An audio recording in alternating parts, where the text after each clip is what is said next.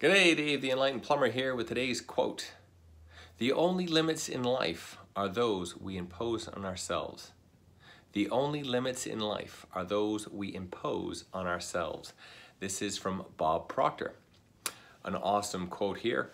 Well, let's define what a limit is in the sense of what it's talking about here. So a limit is an end point. It is a ceiling.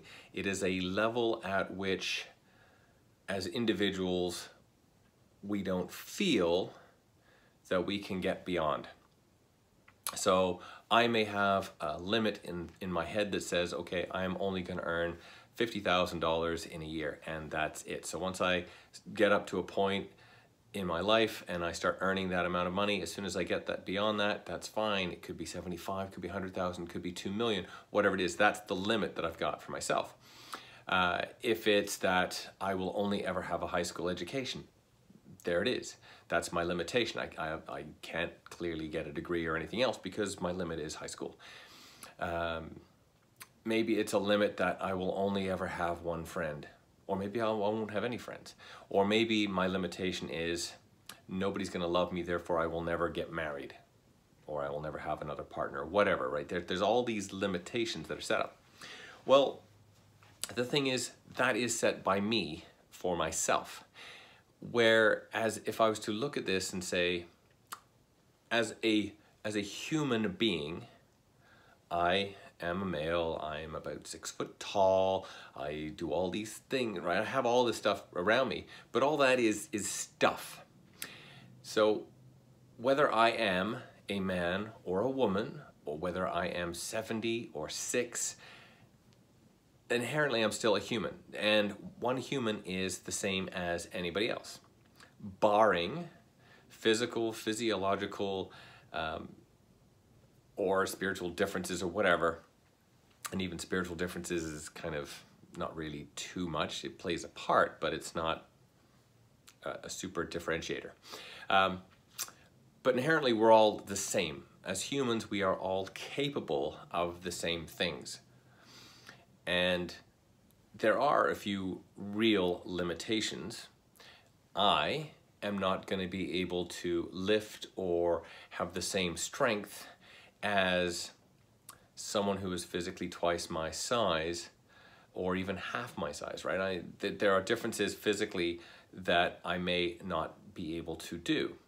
A blind person is not physically going to see. Now with technology moving forward, who knows, we could all be like Geordie LaForge and have some way of seeing the world.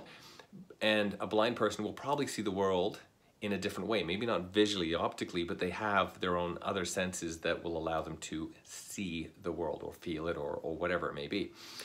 So there are some physiological and physical differences that do create some limitations. But essentially, I am anybody who looks like me, the same size as me.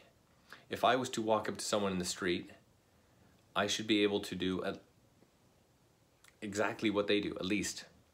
If I have someone who, say, look from a money earning standpoint, if I walk into a building and see 50 people like me, they're probably all in different job roles, job positions, and range in different earning amounts.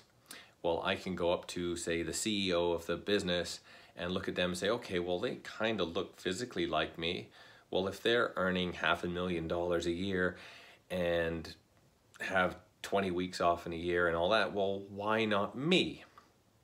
Well, essentially, I should be able to know at that point that I can do everything they can do. It doesn't mean to say that it's instantly going to come to me, but the only reason that I can't do that is because I haven't lived their life. I haven't had their experiences. I haven't had their drive, whatever. But there's nothing to physically say that I can't do at least what they're doing.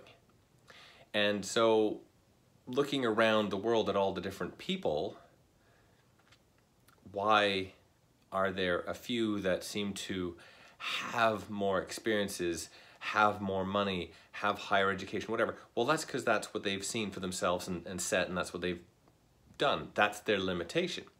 But anybody else who's below that, barring physical inabilities to do something, then why can they not have the same? So that's the limit that's up here that is being set by the individual. So if I am coming out, I've got a high school education, and I'm setting myself up to only earn 50,000, well, that's all I'm ever going to earn. But if I see the CEO working for $500,000, well, there's nothing to say that during my life I can't get up there. So why set a limitation for myself? But if I say I'm never going to have friends, I'm never going to get married, no one's ever going to like me, I'm not going to earn any money, I'm just going to constantly be broke, I'll be begging for whatever, right? Well, that's what I set for myself as my limitation. But it's set by me.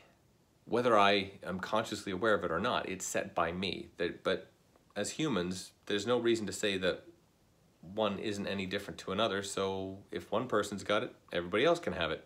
It's a question of choice. Are they choosing to? Are they coming up with a reason or excuse not to have the same?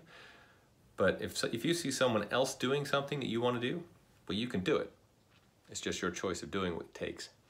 So with that, the only limits in life are those we impose on ourselves. This is from Bob Proctor and myself, Dave the Enlightened Plumber. Check out yourself today. See what limits you've put on your own life. And if you don't like them, break them. Come up with something new. Take care. See you on the next one.